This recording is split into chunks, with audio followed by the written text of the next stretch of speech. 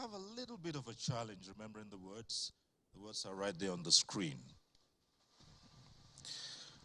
O God of creation, direct our noble cause, guide our leaders right, help our youth the truth to know, in love and honesty to grow, and living just and true, great lofty heights attain, to build a nation where peace and justice reign.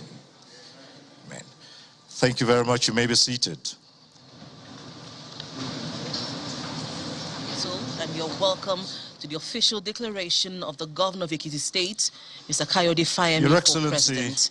I'm Linda Kibe here at the venue in Abuja with the rest of Channel's television's crew, all set to make this an enjoyable experience. Governor Fayemi is officially throwing his hat into the presidential race on the platform of the ruling All Progressives Congress.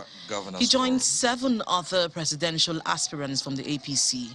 Your Excellency, Governor Fayemi is a 2-term governor of Ekiti State, the chairman of the Nigerian Governors Forum, a former Minister of Mines and Steel Development, writer, and a member of the academic community.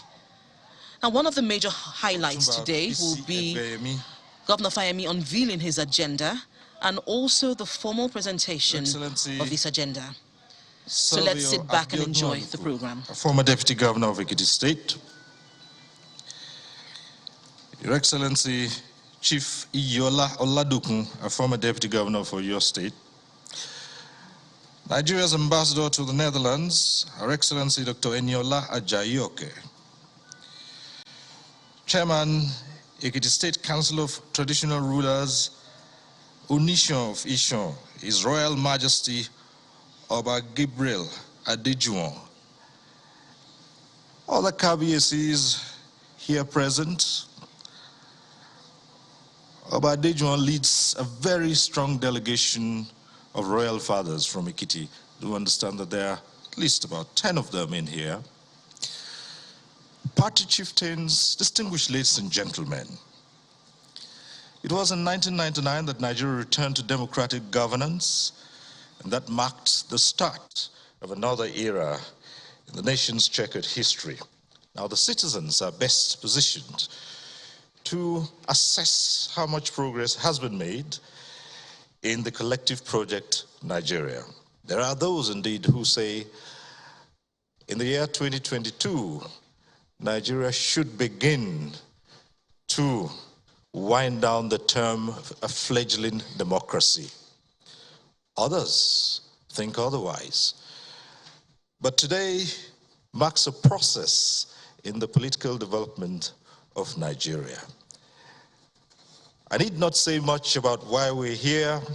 It's clear from all around us here that, if I might quote, unveiling my agenda for Nigeria, end quote. And that is the main purpose we're here, the official declaration of Dr. John Kayode Fayemi for the leadership of our great country, Nigeria. My name is Cyril Stober. I have here, standing on the podium, Hannah Olainka, who is the sign language translator.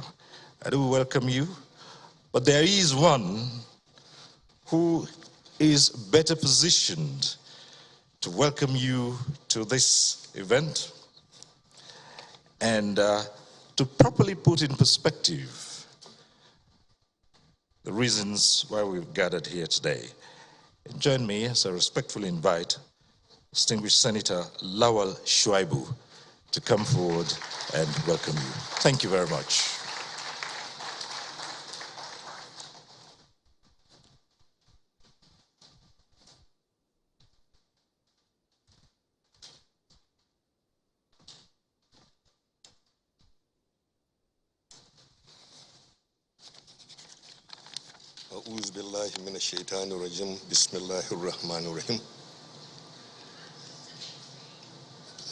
The protocol the MC, I think, presented is too long for me, honestly.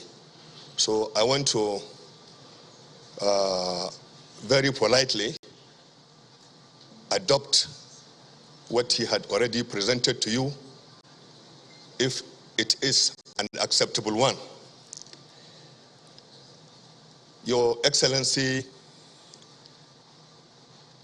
the Executive Governor of Ekiti State, Dr. John Kayode Fayemi, and his amiable wife, Erolu BC Fayemi, Your Excellency, the Deputy Governor, our royal fathers, members of the press, distinguished ladies and gentlemen.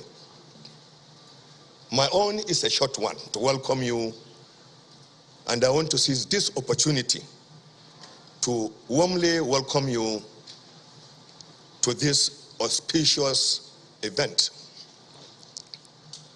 Today's event is a culmination of extensive consultations and engagements with critical party stakeholders, pan-Nigeria leaders, as well as other Nigerians across all walks of life through the length and breadth of our country, Nigeria.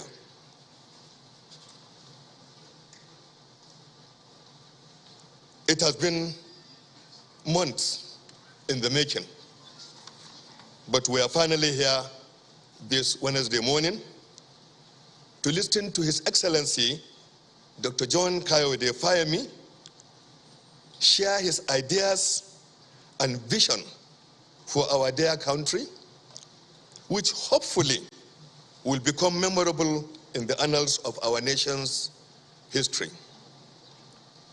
The format of this engagement is deliberate. It provides Dr. Fayemi the opportunity to speak directly to Nigerians, listen to their concerns and questions, and then together fashion a way forward for our country, Nigeria. For those among you with intimate knowledge of Kayode Fayemi, you must be aware that he is a serious-minded person that is not given to frivolity and triviality. He is temperate, sober, and thoughtful. He is a person of high integrity, and he is not controversial in any way. So whatever he says here today must be taken with all seriousness it deserves. As his friend and associate of many years, I can assure you that you can take his word to the bank, any bank. The Kayode Fayemi I know would rather not make a promise than make one and not keep it. He is a man of exceptional abilities and moral conduct, who over time has distinguished himself as an activist, an administrator, bridge builder, and a pan-Nigerian. He is indeed a leader. It is no surprise, therefore, that in Yoruba land, they call him Omoluabi.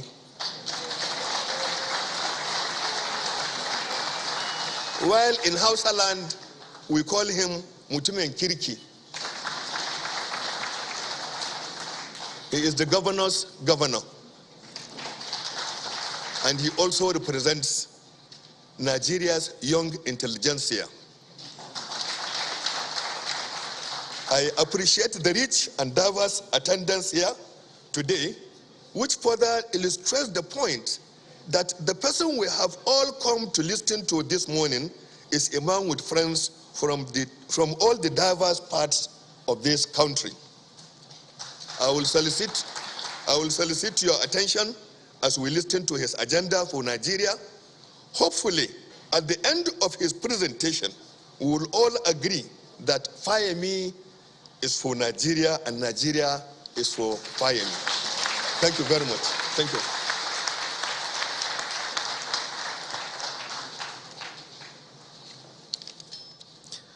Thank you very much, Senator Lawal Shuaibu. Thank you. Your Excellencies, distinguished ladies and gentlemen, let us acknowledge that in this hall, this event, is the Speaker of the Ekiti State House of Assembly, the Right Honorable Fumini Afuye, and accompanying him are also the members of the Ekiti State House of Assembly. We do acknowledge your presence here. Let me also acknowledge that amongst us here is the APC governorship candidate for Ekiti State, Mr. Biodun Abayomi Oyebanji Bau.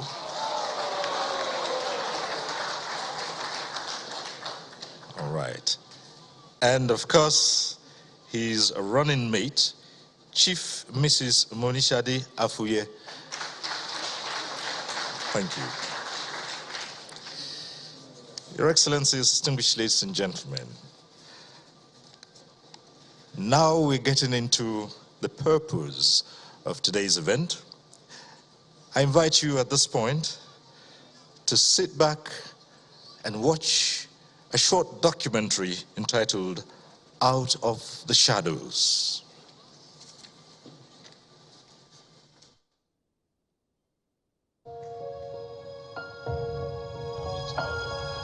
I'm a child of the Pentelemens years. I'm a child of struggle. I'm driven by a sense of duty and service. Born on the 9th of February, 1965, John Kayode Fayemi had his primary education at ICC Primary School, Agodi, Ibadan, Oyo State, and later attended Christ School, Ado-Ekiti from 1975 to 1980. His love for reading books and newspapers was said to have stood him out from his peers during conversations, according to his siblings. The child of an information officer, right from the early ages, he exhibited every trait of a precocious child. Brilliant, intelligent, and center-focused, Kayode Fayemi will later go on to receive degrees in history, politics, and international relations from the University of Lagos and the University of Ife, now Obafemi Awolowo University. From 1989 to 1992, he earned a doctorate in war studies from King's College London, specializing in civil-military relations. He was also a journalist with The Guardian and City Tempo, and the editor of Nigeria Now, a defunct political monthly magazine. In 1997, Fayemi returned to Nigeria, where Fayemi's penchant for leadership and liberation struggles started from his days at University of Lagos, where he was deeply involved in campus politics, most especially the student wing of the South Africa Freedom Movement. But perhaps the most memorable and unforgettable is the significant roles he played in Nigeria's dark days of the military era and the struggle for the actualization of the annulled June 12, 1993 elections, believed to have been won by the late Chief MKO Abiola. He also was one of the brains behind Radio Kudirat, an underground radio station established for democratic struggles during that time. I've always been at home fighting for what I believe in, no matter what it costs me at the end of the day. I believe that truth is priceless. In 2006, Fayemi made his entry into partisan politics ahead of the 2007 election, during which he contested for governor of Ekiti State under the defunct Action Congress. At the end of that election cycle, Fayemi's victory was denied, and that led to 3.5 years of fighting through the legal system. On October 15, 2010, the appeal court sitting in Kwara State declared Fayemi the duly elected governor of Ekiti State. And it is on record amongst the citizens of the state that the 8-point agenda manifesto he campaigned with during that first tenure was faithfully delivered. Fayemi is in the executive position of running Ekiti State a second term since 2018, having lost his re-election in 2014. To his second coming, however, Dr. John Kayode Fayemi was appointed by the Buhari-led administration as a minister in charge of the Solid Minerals Ministry, a duty he performed for 4 years to the delight of his boss and Nigerians. Currently, Fayemi is the chairman of the Nigeria's Governors Forum, where he is providing quality leadership to his colleagues at the sub-national level. Across the length and breadth of Ekiti, eloquent testimonies abound of Fayemi's administration of the state for 8 years running. For a state with so little internally generated revenue before he came to power, the 8 years of Kayode Fayemi has turned the state around, with legacies of his tenure dotting the landscape of Ekiti across all its communities. Having served Ekiti and Nigeria meritoriously in different positions within the last 2 decades, it's clear, judging by the trajectory of his history, that Dr. John Kayode Fayemi is an asset for Nigeria's leadership yet to be tapped. At this moment in our history, our country needs a man who understands the issues very well and can set an agenda for Nigeria. It can be a president now that will be fair to all. I believe my husband is ready, is able, is capable, and he will be one of the best presidents ever this country has ever had if he has the opportunity. This is the most populous black nation on earth, and every black person looks up to Nigeria to fulfill its manifest destiny, to be a rallying point, to be a beacon of hope for blacks, and to have a seat at the table on behalf of all blacks. We haven't done that yet. That's my vision.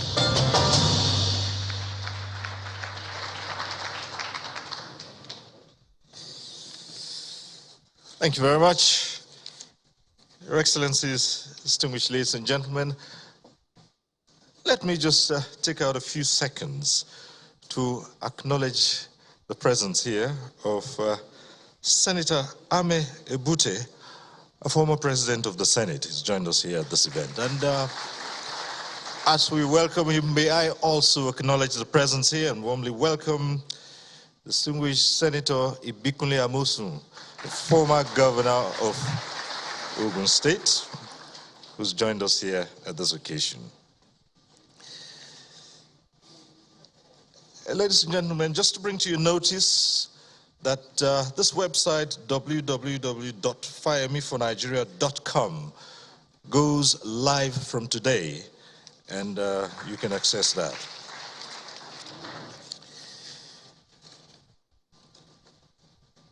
There is a unique troupe known as the Ekiti State Performing Arts Company, and it is led by Professor Razak Ojo Bakari. This morning, the Ekiti State Performing Arts Company are putting up a unique performance, and it is called the JKF Rhythm of Unity. I enjoin you to sit back and take in this performance. Thank you.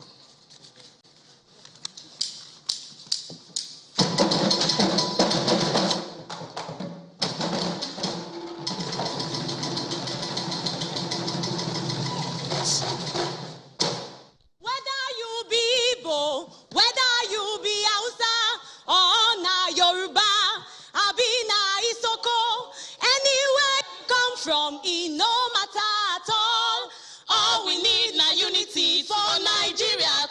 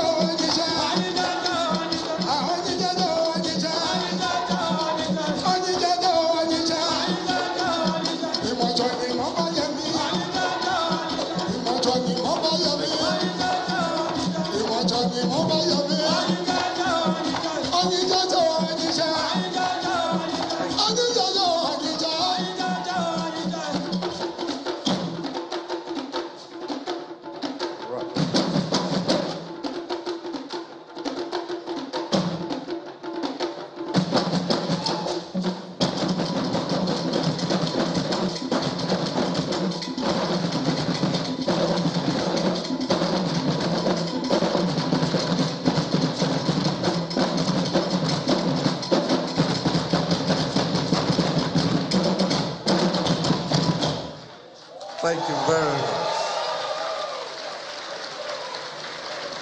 Distinguished ladies and gentlemen, once more let's appreciate the Ekiti State Performing Art Company, led by Professor Razak Uju Bakari.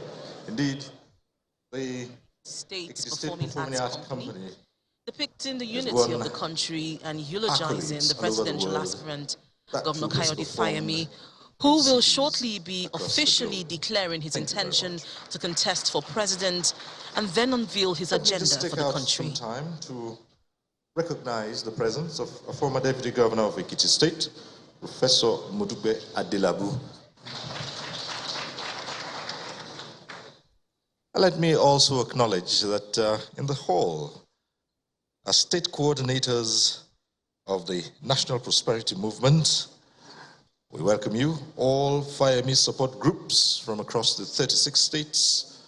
We acknowledge your presence, and let me also acknowledge the presence here of members of the National Assembly from Ekiti State. You're welcome. Your Excellencies, distinguished ladies and gentlemen, next, we invite you to sit back and watch another documentary. This one is entitled, Making the Nigeria of Our Dreams Possible.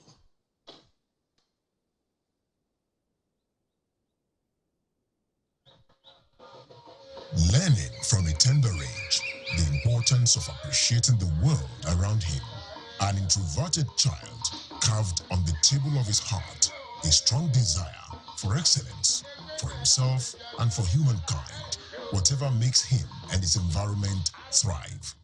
Born in Ibadan, Oyo State, on February 9, 1965, Providence actually knew he would in no time start to set the pace in various aspects of his career and life in general. A man from the land of honor, Ekiti State, John Kayode Fayemi, has lived up to his state's reputation at home and abroad. A person of international repute, nationalist and bridge builder, mobilizing his governor colleagues to achieve significant sub-national developmental milestones in security, health, education, and poverty reduction, after being elected by consensus as chairman of the Nigeria Governors Forum, managing governance at state and national levels, and being a key galvanizer in the turning of the NGF into one of the most powerful agents of change in Nigeria today. A visionary policy driver, John Kayode Fayemi developed a 20-year roadmap for the mining sector and repositioned the industry to become a frontier of Nigeria's revenue diversification and job creation agendas. He drove the formation of the Presidential Artisanal Gold Mining Development Initiative, PAGMI, a comprehensive artisanal and small-scale gold mining development program to foster the formalization of artisanal gold mining activities into the legal, economic, and institutional frameworks, securing a 30 billion naira funding from the federal government, which has since gone into various efforts to formalize mining in Nigeria. Of course, Kayode is a fighter. He has been fighting for the good of all for decades. As a member of the Students' Union body of the University of Lagos, as a journalist with The Guardian and City Tempo, as the founder and manager of Radio Kudirat, as well as in the establishment of the Center for Democracy and Development, evidences of Fayemi's struggles for governance, which embodies the themes of peace, unity, and justice, are here, there, and everywhere he has been graced to serve.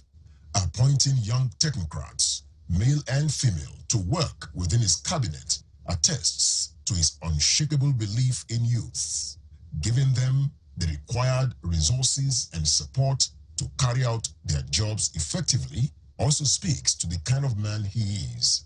A guardian.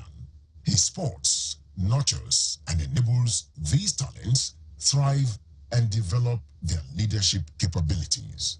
As a security expert, he has taken no chances in addressing the security challenges within his state.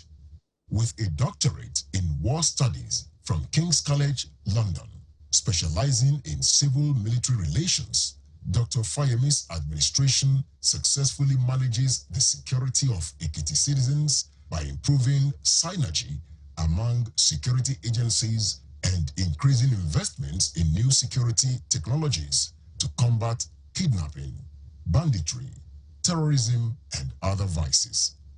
As a husband and father, constantly on the radar of the public eye, 33 years of blissful matrimony to Erelu B.C. Fayemi has been absent of drama and blessed with a son and several non-biological children, an ardent believer in gender equity and the participation of women in all facets of society. He has not only solidly supported his wife in championing a range of initiatives that positively uplift women, but has also ensured that a good number of high-ranking positions within the state are occupied by women. As a governor, as a peace ambassador, as the civil society champion, as the Omoluabi and Mutumin Kirki, Kayode Fayemi exudes all the qualities expected of a leader, especially that of one who is qualified to take Nigeria to that promised land where our dream future can be realized. He is likable. We listen when he speaks. He is empathetic. He knows how we feel because he listens. He carries us along. He is accountable. He is decisive. He's got experience. He is resourceful, selfless, and strong. He is all for inclusion and passionate about unity, equity, justice, and economic prosperity. He knows the path to Nigeria's greatness. He has the agenda. He means business. He is John Kayode Fayemi, JKF, the man for the Nigeria of our dream. Fayemi for Nigeria, that Nigeria may prosper.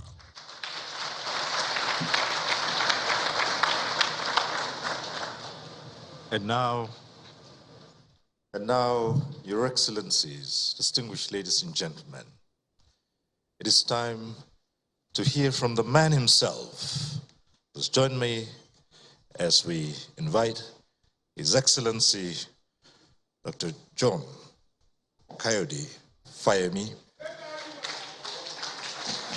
Governor of Ekiti State, Chairman, Nigeria Governors Forum, to now come forward and unveil his agenda for Nigeria.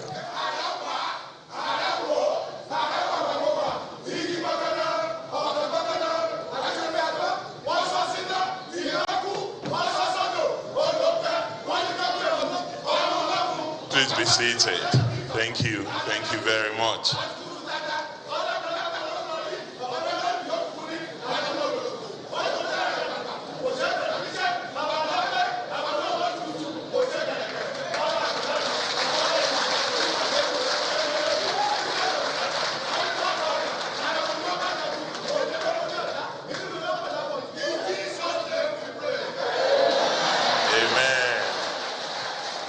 Amen indeed. Thank you, Ekiti.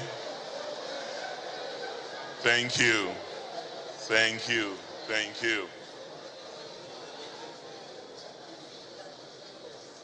Excellencies, party leaders, our royal fathers, distinguished ladies and gentlemen, I am highly honored by your presence here today in such large numbers to participate in this town hall event.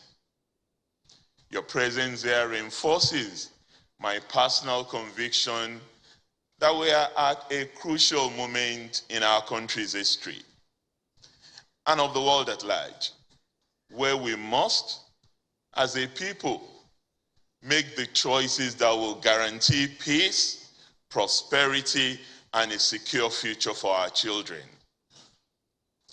Trying times such as we're witnessing on a global scale can, if properly managed, be converted into transformational moments that allow both for the achievement of a fundamental national reset and a major leap forward in our nation's affairs.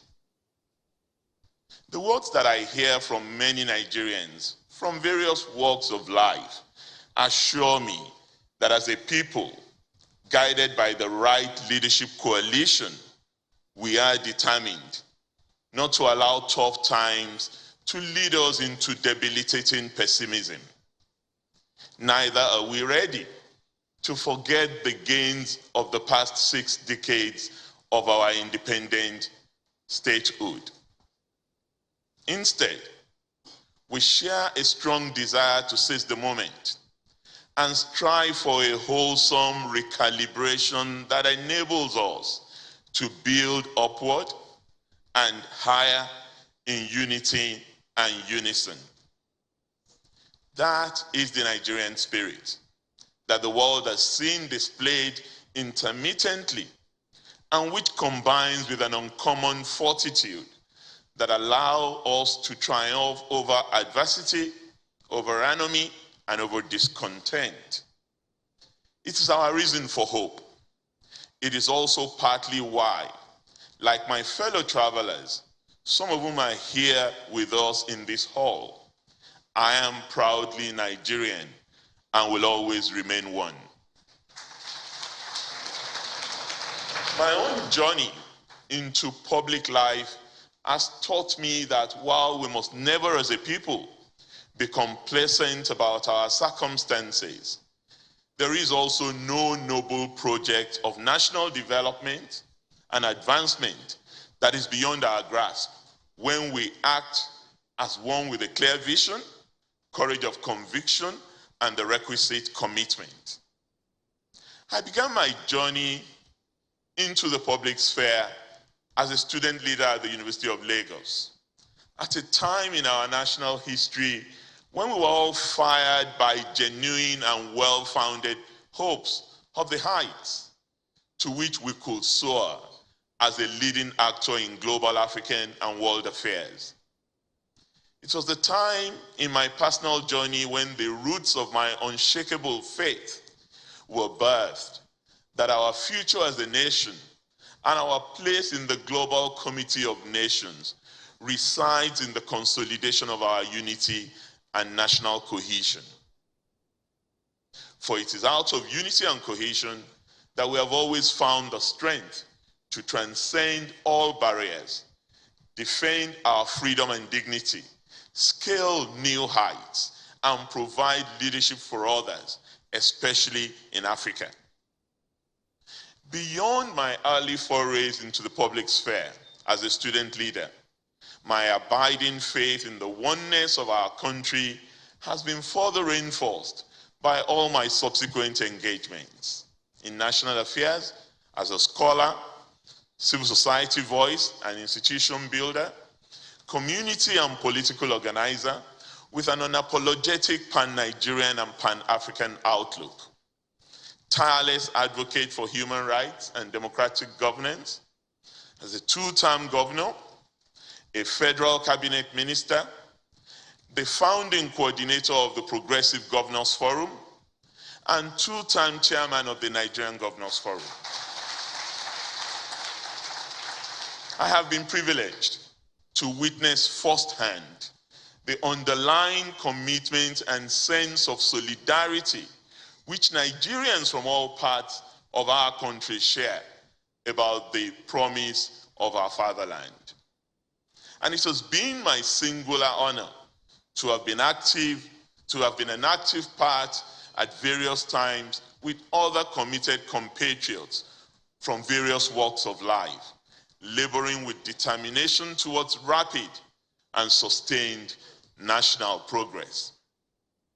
Dear compatriots, it is in the spirit of this abiding faith in our country and the promise of its unfinished greatness that I stand before you today in total humility and with all sense of responsibility to solemnly declare to all within our party and Nigerians at large my decision to accept my name to be put forward for consideration by the All Progressive Congress leadership and membership as our party's standard bearer in the upcoming contest for a successor to our leader, President Muhammadu Buhari.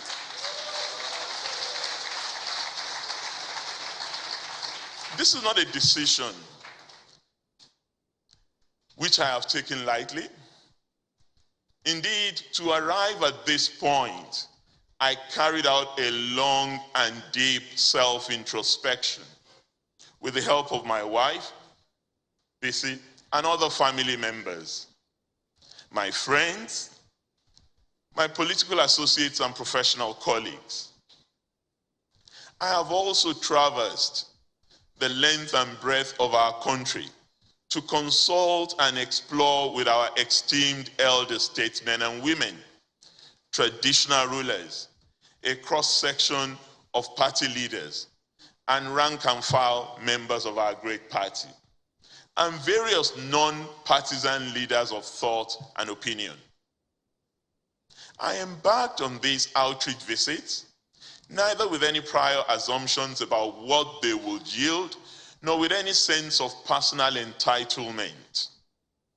However, after a careful consideration of where we are as a nation, and the many perspectives which are emerging about the challenges, old and new, which we must tackle and transcend, I am convinced that my entry into the race will offer our members and Nigerians the opportunity to examine competing visions for national rebirth in the best interest of our country. It is on the foundation of a clear vision of our national future, accompanied by a carefully thought out program of action, that I present my candidature, fully convinced on the basis of what I have experienced, heard, and seen about the demands of the times and the aspirations of our people. It is my conviction that the agenda that I am proposing for our country is one which will find favor with all Progressive Congress members and win resounding traction with the generality of Nigerians.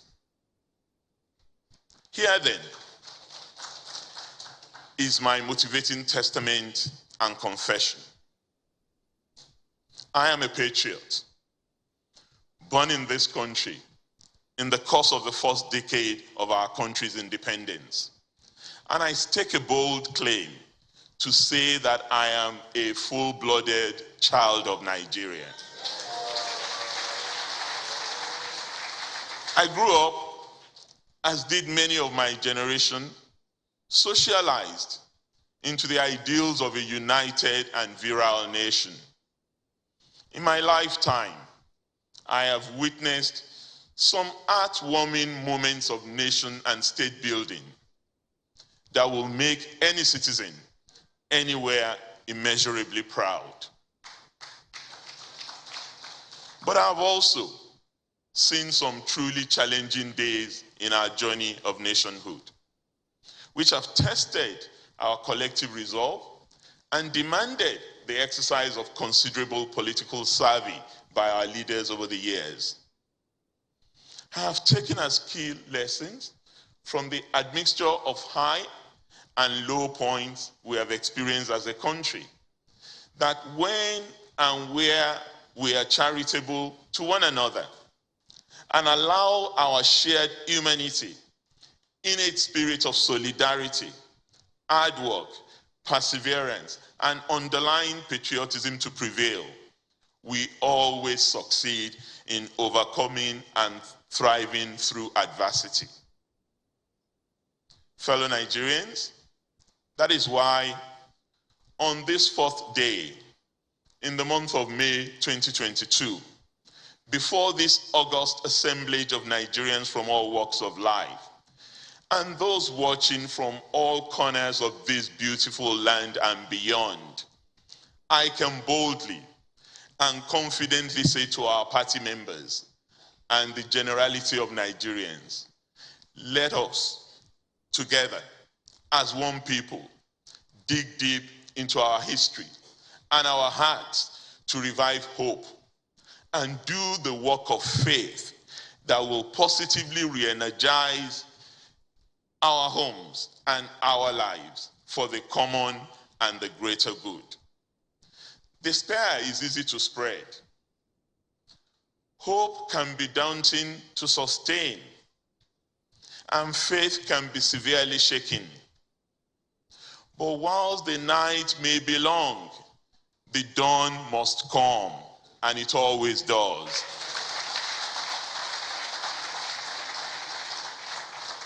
That is why Nigeria is worth fighting and living for. I offer myself as the leadership figure who is willing and primed to work with you, beloved compatriots, to launch and drive the hard work of surmounting difficult times, fostering trust, and building bridges with a view to carrying us in unity, equity, and justice into our new dawn of progress and prosperity.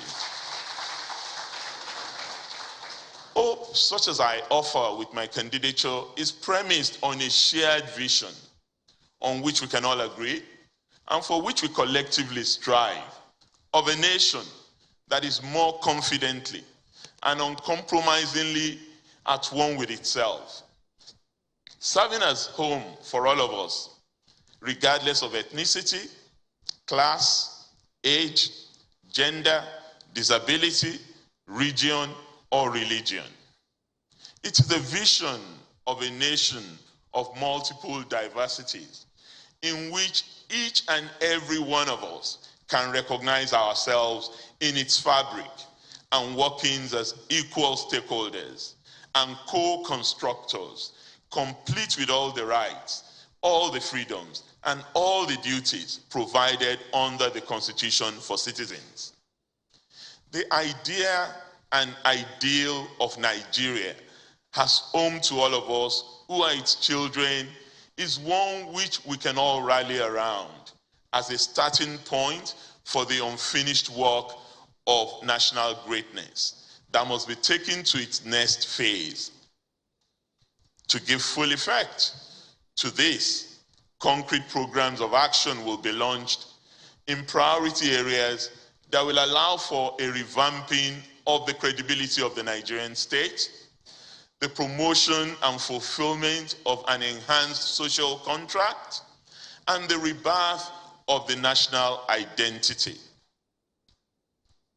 Programmatically, as the standard bearer of the All Progressives Congress, I will be leading the implementation of a holistic and integrated response to the multifaceted security crisis confronting us.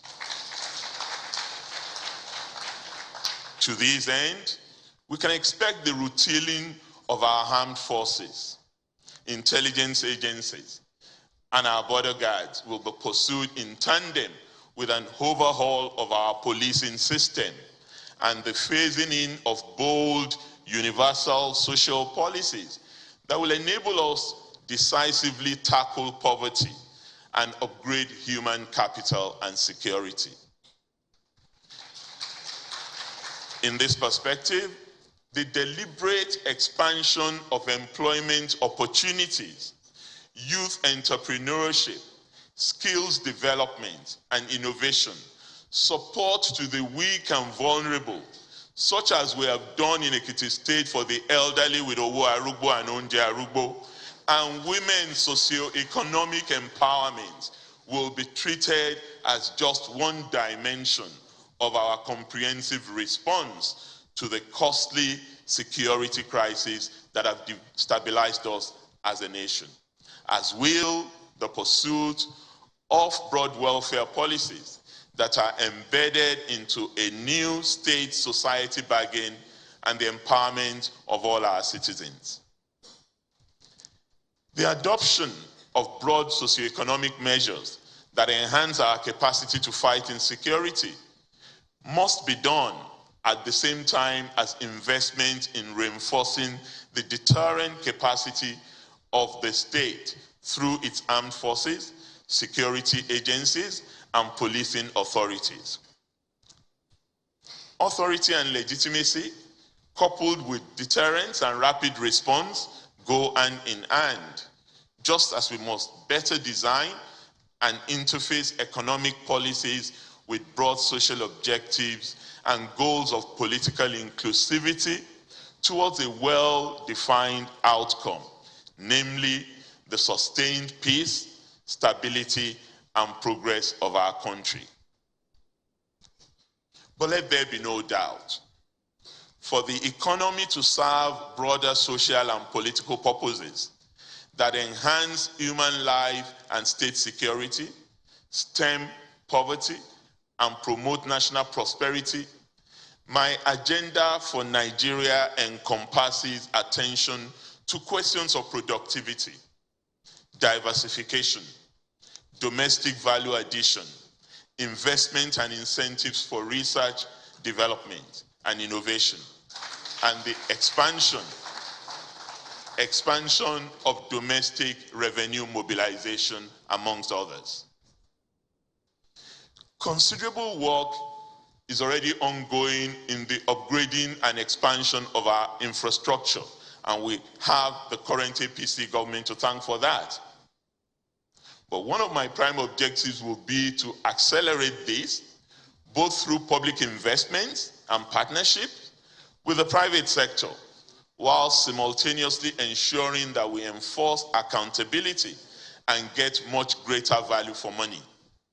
By the same token, a major rescue and investment program for the education sector, the health system, the civil service, and the local government system will be launched to reorient each of them for the task of overall national development, progress, and prosperity. Each of these domains can benefit much more from a deliberate and systematic deployment of digital technologies as appropriate to their context. The opportunities will be followed through as an integral part of our program of national rebirth. Compatriots, I fully understand that we cannot secure our prosperity without ensuring that our agriculture sector is able to deliver self-sufficiency in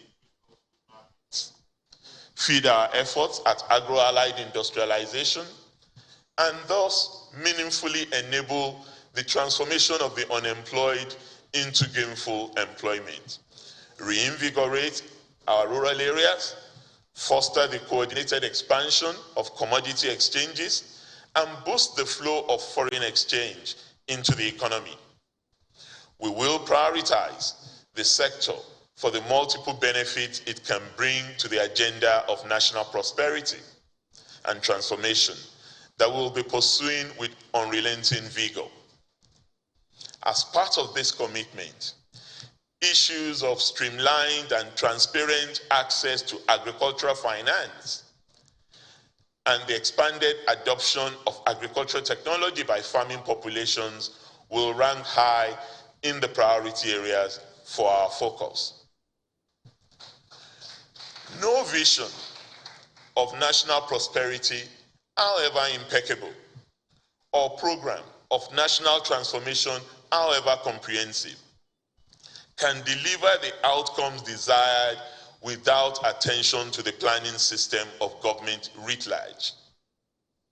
We must build on recent successes in restoring our national planning system and our statistical capacity in order to open new forward-looking approaches to development management that is research and data-driven. This will form an integral part of the new e-learn that we'll be bringing to governance as a whole, driven by a philosophy of efficient service delivery, the enthronement of a civic culture, and the encouragement of an empowered citizenry to engage with public affairs, understanding that it is the repository of power. As part of this commitment, a holistic approach to decentralization will be embraced and institutionalized so that government and its services are brought closer to our people. Our program of decentralization will also feed into the goals of a stronger, more united, and stable Nigeria.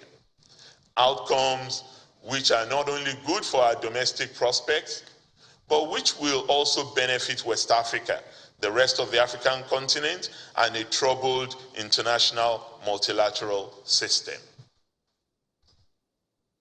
Dear friends and compatriots, I have, for this occasion, shared just a few snippets of what I hope will be the core of the Nigeria agenda under my watch.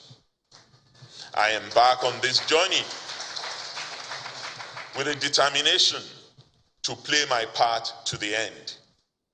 I do so buoyed by your many good wishes, freely expressed, and your prayers fervently offered. Let me commend in this contest other compatriots who have already thrown their hats in the presidential ring, and those who are still going to throw their hats in the ring for their courage and commitment. I want to commit before you and all Nigerians that I will, in the course of this campaign, adhere to the highest standards of decorum, decency, and respect, which Nigerians expect of their leaders. As we go along, I will have occasion to share even greater details about my vision for our national prosperity and progress, and the program underpinning it without malice or ill will to anyone.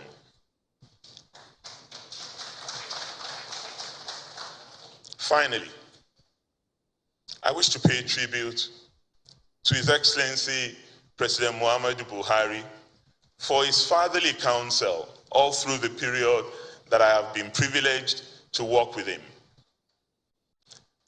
I wish also to thank all our other living leaders who, in and out of office, continue quietly to labor for the unity and peace of our country. Above all, I want to thank all Nigerians, male and female, young and old, worker and retiree, who have refused to give up on the Nigerian dream. This is my pledge to you today, delivered before you and God. Together, we shall bring that dream to full fruition in our lifetime. And it will blossom to the pride of all Nigerians and the admiration of the world. And we shall return to our place as the pride of the black race and the pride of the world. Let us join hands to commence the work required towards completing Nigeria's unfinished greatness. I am ready. Are you? God bless you, and God bless the Federal Republic of Nigeria.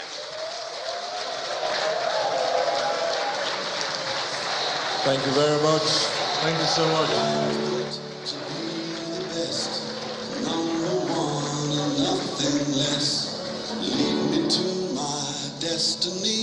Thank you. All right.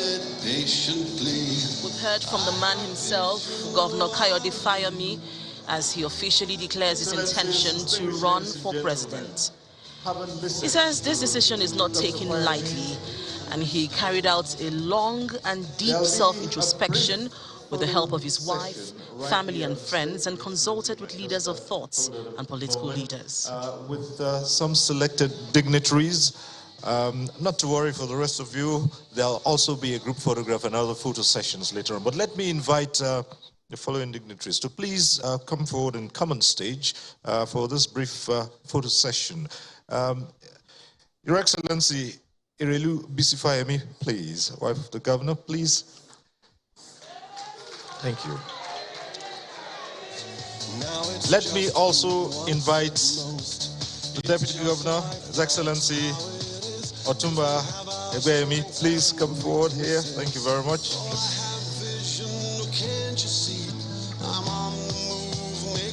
May I invite Senator Ame Ebute to also join the group here for this brief session. Thank you, sir. Senator Ame Ebute, please. Let me invite distinguished Senator Ibikule Amosu to join this group photograph here.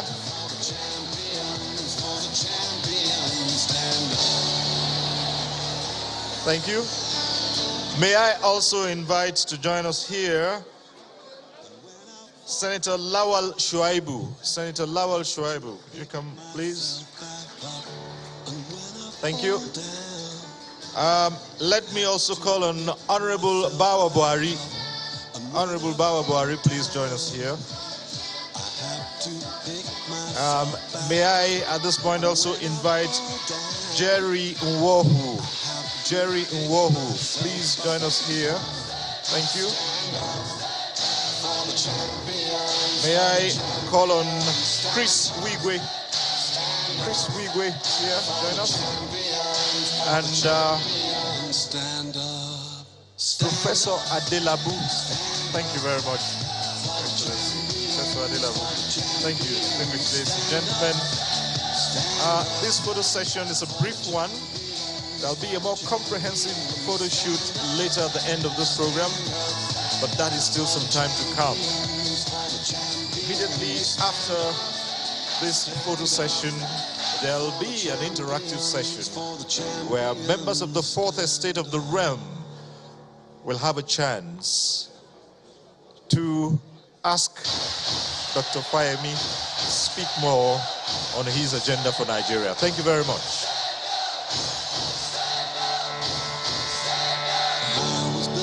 To be the best, number one and nothing less.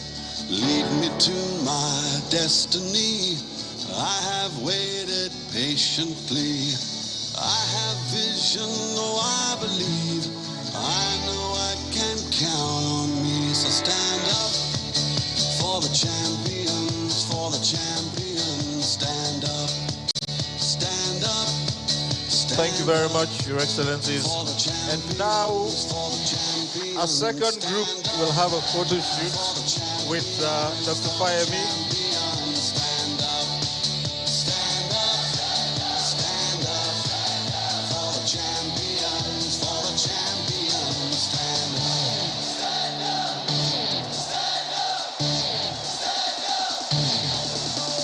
Here we go, it's getting close. Now it's just who wants it most. It's just life, that's how it is. Cause we have our strengths and weaknesses. All right, and now may I now respectfully invite our royal fathers who are here, led by the chairman of the Ekiti State Council of Traditional Rulers. Your Royal Majesty, may we respectfully request that you and other royal fathers now come on stage to flank His Excellency Dr. John Kayode Fayemi.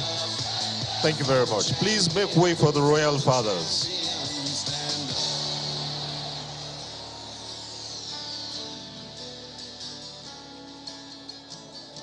And when I fall down, I have to pick myself back up. And when I fall down, I have to pick myself back up. And when I fall down, I have to pick myself back up. And when I fall down, I have to pick myself up. Stand up for the champions, stand up.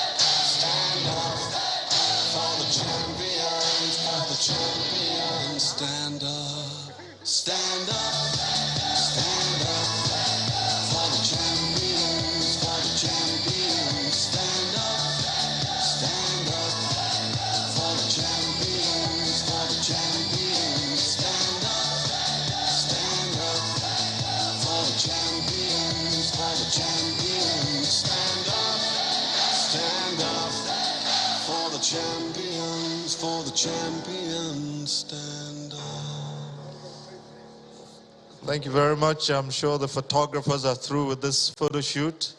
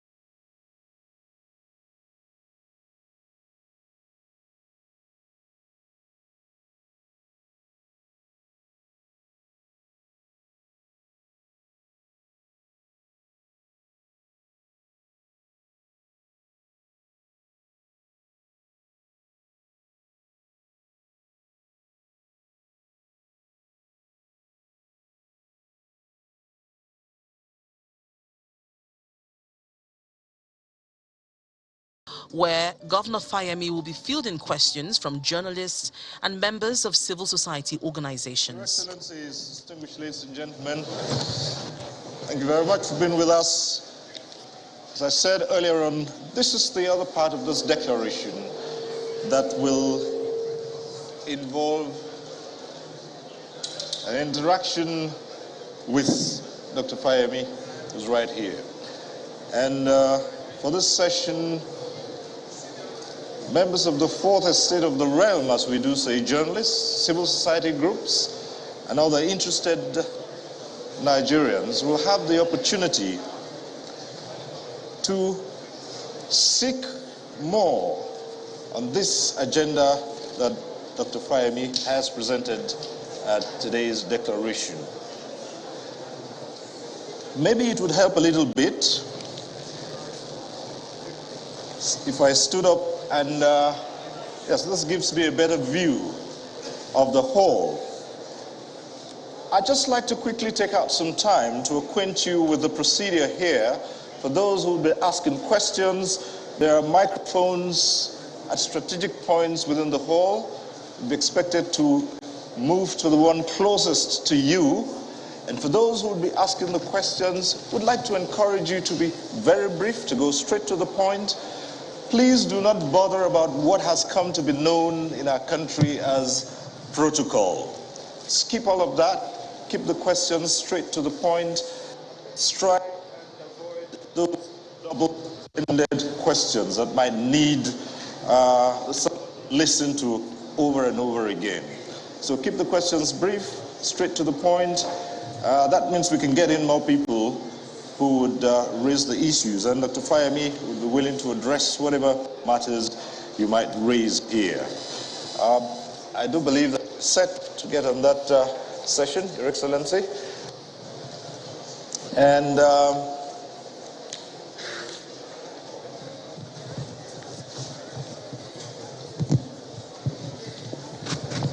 yes, if we are set, we would commence. And please remember to introduce yourself and what medium you represent or what society you represent. That would make it a lot easier for us to know who is. So we'll start off from...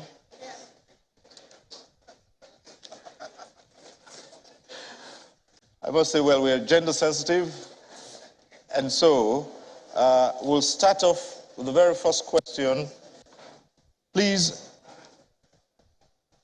there is the microphone stand, okay, well, they'll bring a microphone to you. Please introduce yourself and who you represent, and let's quickly go to the question. Thank you very much. Thank you very much. My name is Tomu Okiwale Shonaya.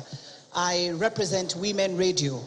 I'm aware of what Ekiti State has done in terms of gender sensitivity. I know that the women and girls in Ekiti State, their rights are protected. If you become the president of the Federal Republic of Nigeria, what will be your woman agenda? Because you spoke about Nigeria becoming the giant, becoming the giant of Africa, being accepted in the Committee of Nations. So what would be your woman agenda to ensure that half of the women, half of the population of Nigeria is protected? As I said, I want you to refer to what you're doing in Ekiti State and what you will bring to the fore. Thank you. Thank you very much. We'll take a number of questions and yes, please. Hello, everyone. Your Excellency, good morning. Good morning, all excellencies here. My name is Ngozi Alebu. I represent Arise News right here in Abuja. Congratulations, first of all, Your Excellency, for your declaration. Very, simple questions. Two questions that I have for you. Impunity. How do you plan to tackle impunity at different levels of government? Because that has been a major challenge in Nigeria. And then when you talk about decentralization, is that another word for restructuring? Is that the plan? Exactly how are you going to go about doing that? Thank you very much, Your Excellency. Thank you. We'll just take one more and then allow His Excellency to respond to the issues. Yes, sir. Thank you, sir. Good afternoon, His Excellency. My name is Muyiwa Adeyemi. I have two questions to ask, maybe 1A, 1B. Sorry, do you represent a civil society group or a media organ? I'm the political editor of the Guardian newspaper. All right, thank you. His Excellency, my first question is, I think at the stage we are now, the first issue is about securing the ticket of your party. And we know there are many gladiators in the APC. The numbers is still counting. For the primaries, which option will you prefer? Consensus, direct, or indirect? Secondly, sir, anybody who has the opportunity of following your political trajectory, I think when in your first term, yes, you brought many people into social security net in Ekiti. I did a lot of projects on that. And your party, APC, at national level this time, I think adopted some of those things. But with all what we can see as Nigerians, everything, maybe conditional cost transfer or this or that, it's like a drop in the ocean with little impact. there is still so much poverty in the land. What's your agenda on this? Thank you very much. Thank you very much. Thank you. Your Excellency, you may wish to address those 3 questions. Thank you. Thank you. Thank you very much, Cyril. And let me also thank those who have asked these questions.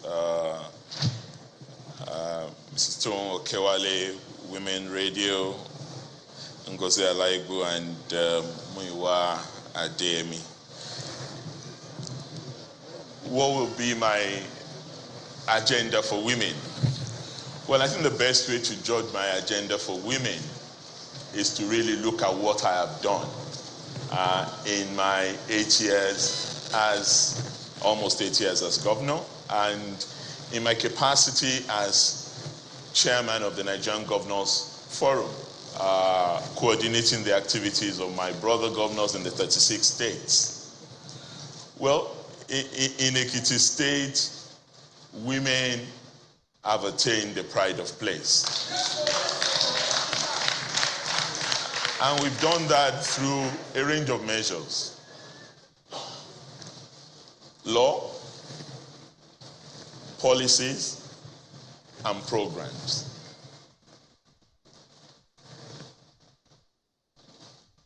In my first time, we had a law in place to address a matter that was really very fundamental to all of us, but particularly to women: sexual and gender-based violence in our society. And we were the first state to have a register of convicts on gender-based violence. Now it's commonplace. Other states have put that in place. But we went a step further by the time I returned during my second term in office by starting what we called a name and shame policy. It's not enough for you to be convicted by a law court for gender-based violence. What we also insist on, because our people are more concerned about the shame done to them within their community than simple conviction in a law court. And we name and shame those who have been convicted and put this information right around their community. And when you know the way a typical Ekiti community is and the pride with which we exude character and integrity, that is something that has activated moral suasion, not just legal punishment.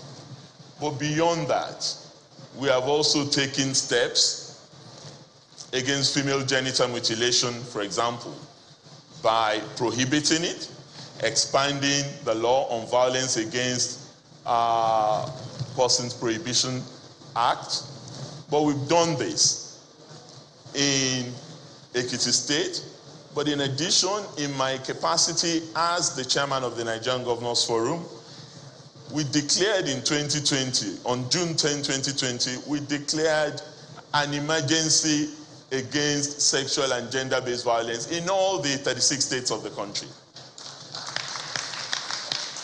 At the time we did this, only 14 states had signed up to the VAP Act in Nigeria. Today, 30 states have signed up to the VAP Act. In Ekiti State, we have a law, not just a policy, of insisting our parliament, the Speaker of the Ekiti State House of Assembly is here, and I must commend him and all members for that. They worked with us and passed a law granting 35% positions, both appointment and elected.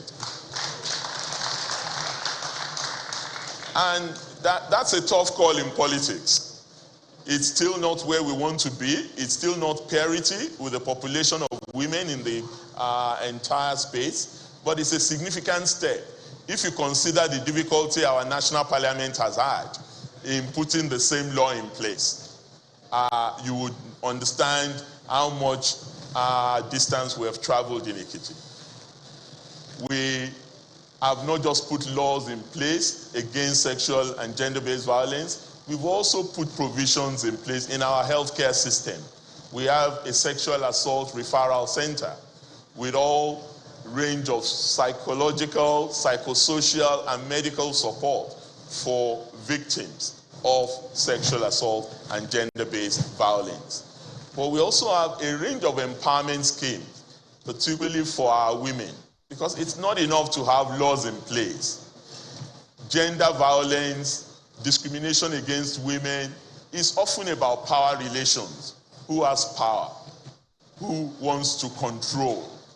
And if you don't have the resources to live an independent means of existence, it's very difficult for you to just say, oh, if you're assaulted, walk away. Many women would like to walk away from violence, but they don't have the resources and the wherewithal to do that. And for us in Ekiti, we feel that empowering our women by providing them with alternative means of livelihood beyond dependence on their spouses is something that is critical to our own approach to this. So these are things that would be done given the opportunity as president of our country.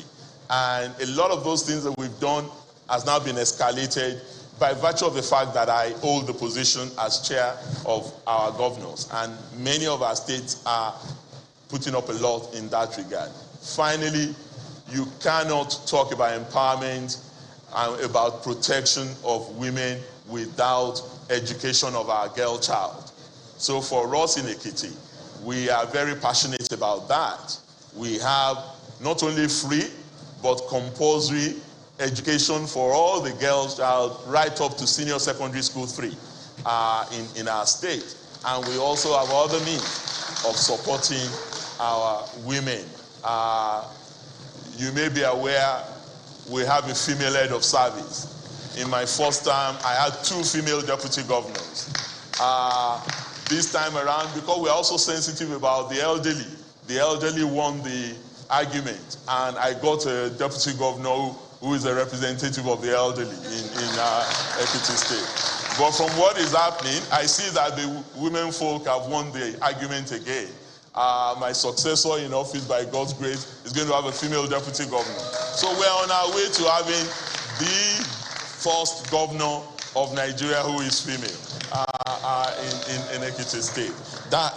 Those are aspects of what we would do, policies, laws, as well as programs that would enable women to come into their own in our society. Ngozi, impunity, this is a serious issue. There are a number of dimensions to the impunity that subsist in our country. I always say something that as a leader, it's not enough to be competent, particularly in Nigeria. It's also not enough to be committed and compassionate. What is often lacking in Nigeria in the leadership is the courage to do that which is right, to take on forces who consider themselves principalities, people who believe that they are the owners of this country, and then do whatever they like, and believe that the law cannot catch up with them. We will not be arbitrary, but we would be very, very finicky about upholding the rule of law and access to justice for all Nigerians. I think that is the first thing to deal with on questions of impunity. But there are different levels of impunity. We need to also make sure that we do not leave our people with the temptation to do the wrong thing under the guise of religion, culture, and what have you. We must at all times be ceaseless advocates of citizens' rights, as well as responsibilities. Because when you have rights, you also have responsibilities as citizens in the country, and we must uphold that. Finally, impunity reigns because our judicial system is decrepit. The entire justice sector system in our country is problematic. If you look at the journey from investigation of a crime to conviction of a crime, you would have forgotten that the person actually committed the crime. And I think swift delivery of justice, access to justice, accountability in society are things that we need to pay significant attention to. And we need to also support our judicial officers so that we will not again tempt them to resort to other means of, misbehaving because the state has not taken on its own responsibility in terms of remuneration, in terms of support for the work of our judicial officers. Is decentralization another word for restructuring? Not exactly. One thing that I have seen in the course of being a politician is that words matter to our people. Symbols are important. Sometimes they tend to override substance.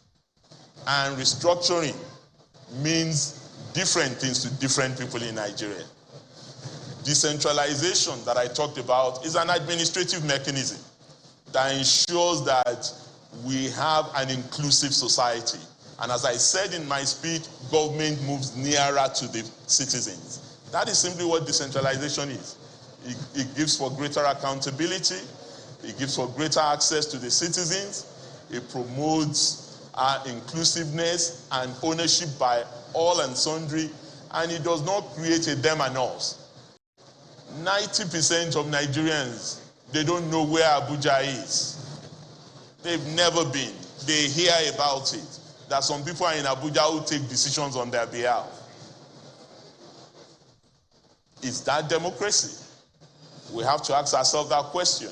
How many of us vote in an election in Nigeria? Averagely 30%. And yet, access is not provided for citizens. If we have decentralized governance, it will provide that. And now, I'm not saying that decentralization would necessarily eliminate all forms of corruption in society. No, we have seen challenges in local environment. But it would give the citizens greater access to those in authority, rather than hoping that one day they will have the chance to go to Abuja to see the people who are presiding over the affairs of the state. And that is why, for me, decentralization is a sine qua non for efficiency of government. Right.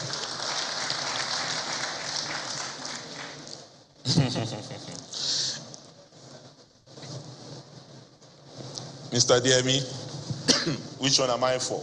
Consensus, direct, or indirect?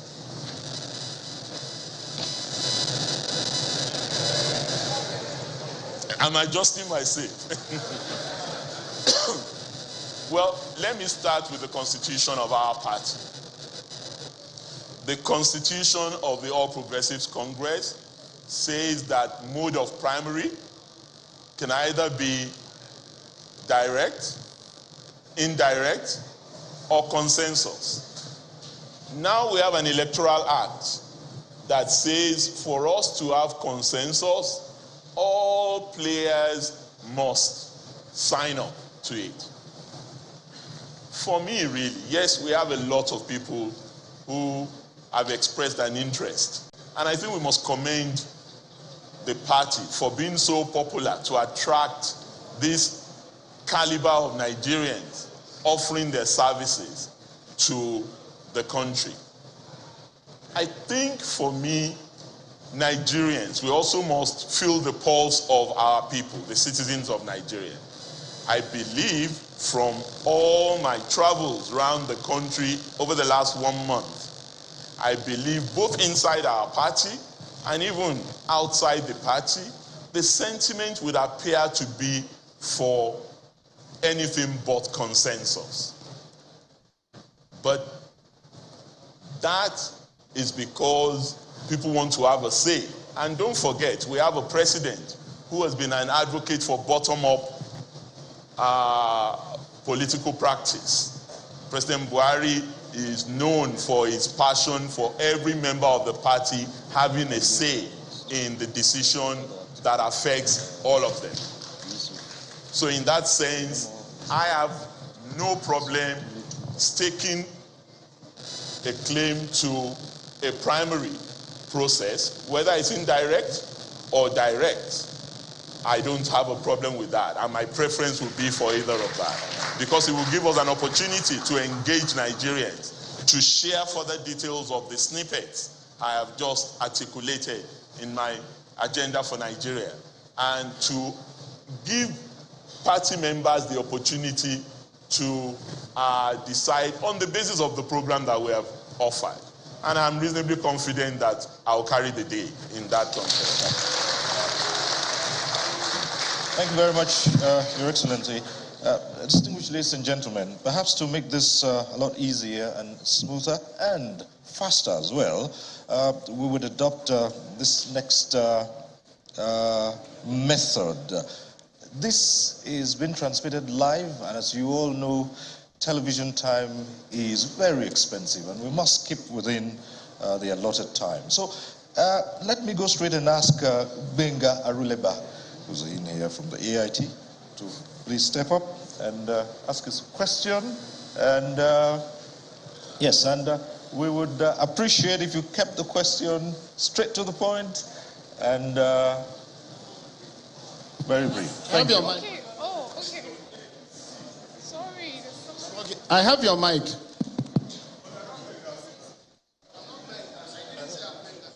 I am Benga Aruleba. So can you please sit down? Well, thank you, Cyril. That was a coup. I wasn't prepared for this. But Omoluabi John Kayode Fayemi, 2 quick questions for you.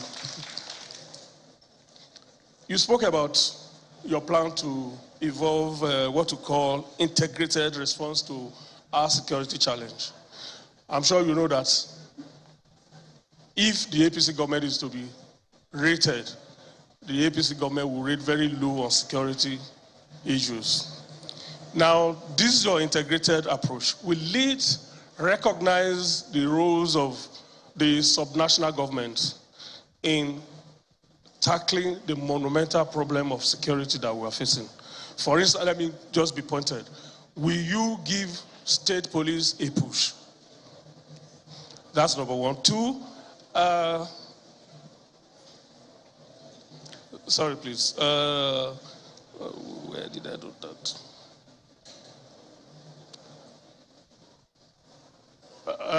With your declaration now, if my statistics are correct, there are about 4 APC governors now that have indicated interest in taking over from President Muhammadu Buhari, and that number of ministers as well.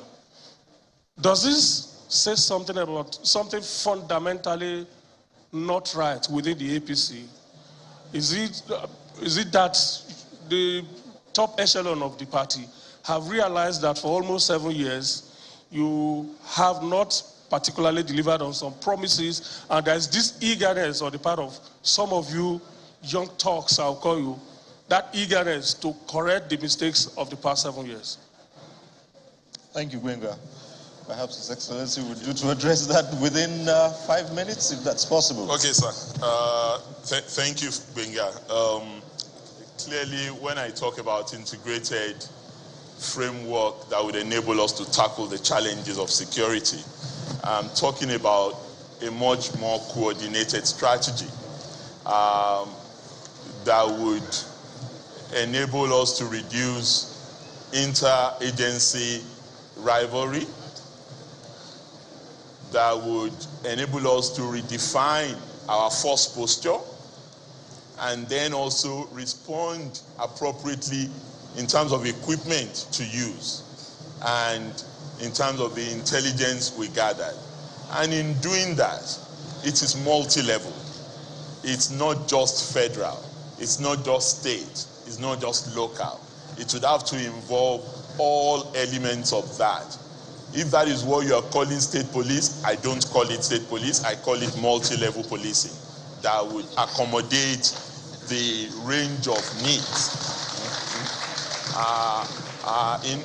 in the country, because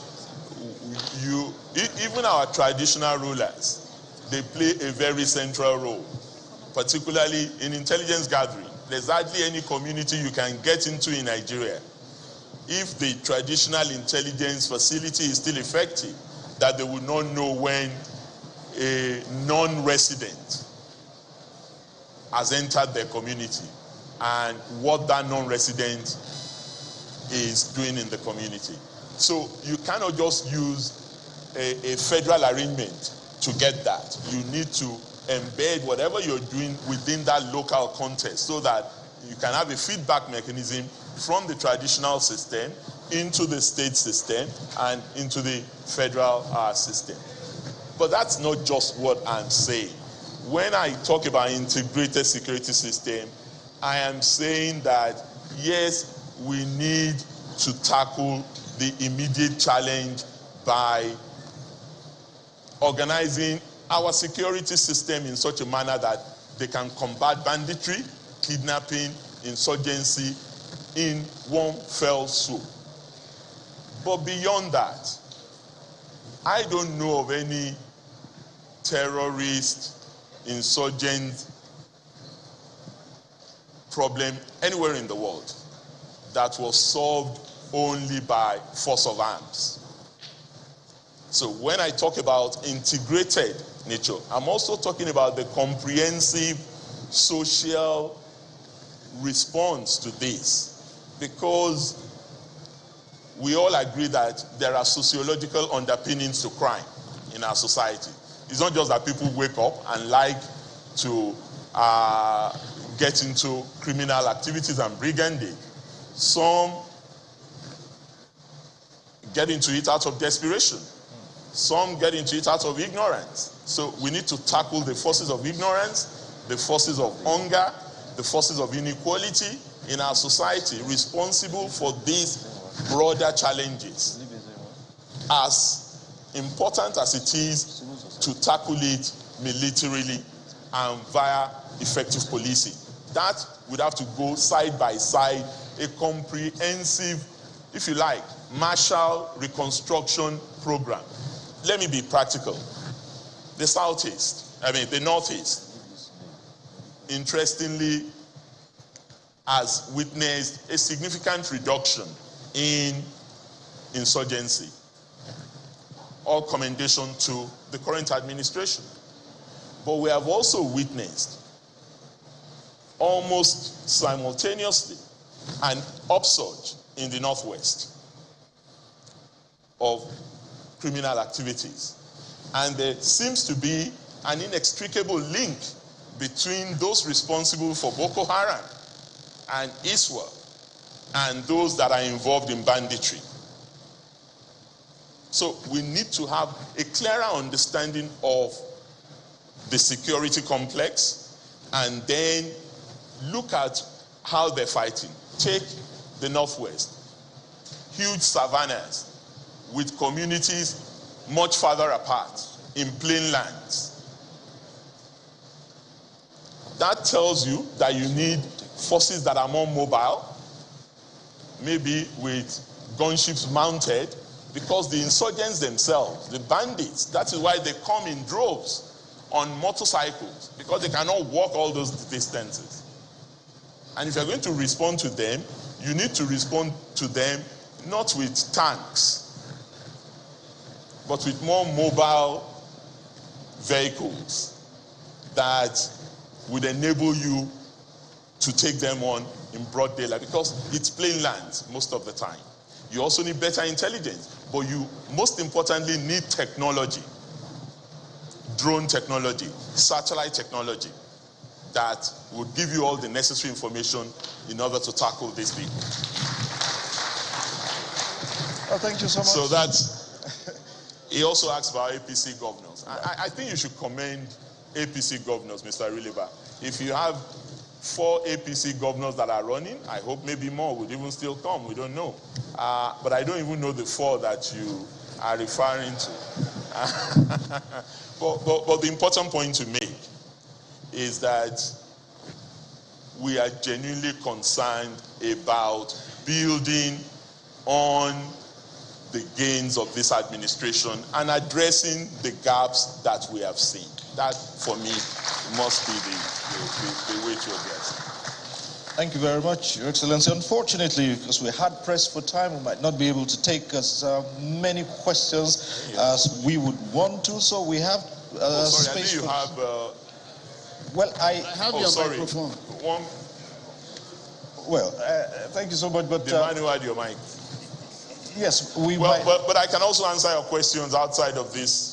Yes. Place if you would like me to, if time is already up. Thank you very much. We would need to streamline things. There's going to be an opportunity to ask more questions out there at the foyer or during lunch. Would like to crave your indulgence to bear with us at this point in time. We had pressed for time, but there's just one more we would want to take here, and this is from civil society groups. Ezenwa Wagu.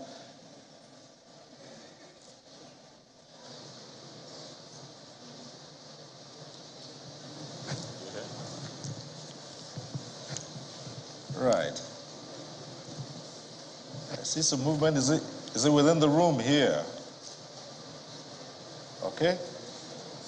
It's not, obviously. Well, obviously. Well, I think you have a lady. Okay. Okay, please go ahead and introduce yourself. And yes, go ahead. And they'll take the microphone to you. Yes, please.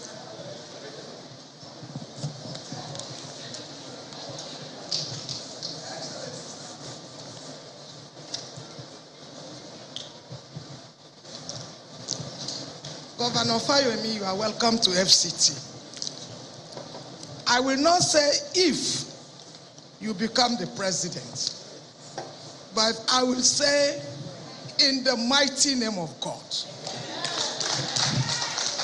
What I saw you reading now, I am convinced. You didn't look at any paper or any speech. I am impressed. And your wife, Erelu, I read the song, because of you, in my house from Monday to Sunday. Because of you, I congratulate you.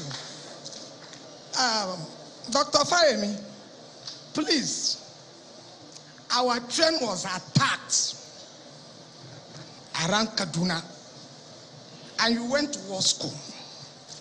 You studied war.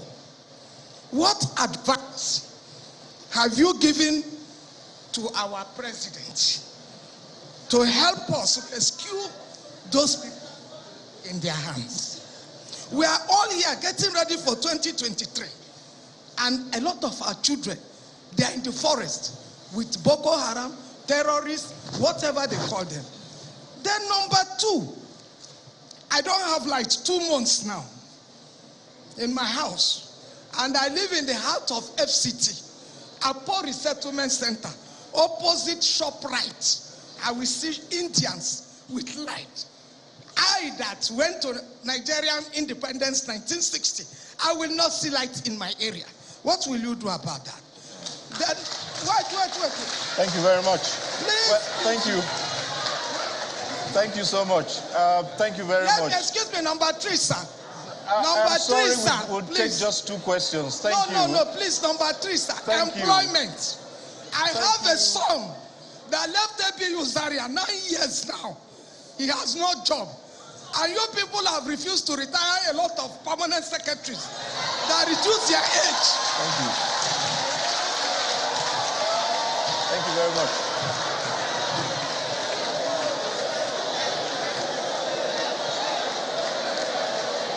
Thank you.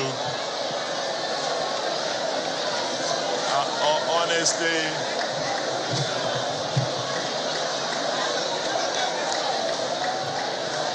thank you very much. Thank you. Let me commend. Thank you very much. Let me commend Mama FCT for your passion and for speaking truth to power. Because it's clear that you spoke from the heart. And may God bless you for being frank. You asked 3 questions. What advice are we giving our president? First, let me say that maybe because I'm privy to some things that may not be easy to reveal publicly. The president of Nigeria, President Buhari, is really, really doing a lot on security. Yes, you are interested more in outcome rather than input, but there is a lot that the government is doing that the government cannot even talk about at times. However, there are also areas of impediments that we need to tackle quickly. If you ask me, and I've had cause to share some of this with our principal officers in the security sector, given my background that you spoke about. First, this country was able to recruit in an emergency manner. In 1967, it moved from an army of 10,000 to 250,000 within a space of 1 year. Today, there are all sorts of bureaucratic impediments that are not allowing us to expand the men and women that we have in the armed forces and in the police. And we need to do that quickly. If we're not able to do that in the shortest possible time by clearing away those bureaucratic impediments, we need to bring on board our reserve elements who are still on duty. Our soldiers, even in retirement, they are on duty.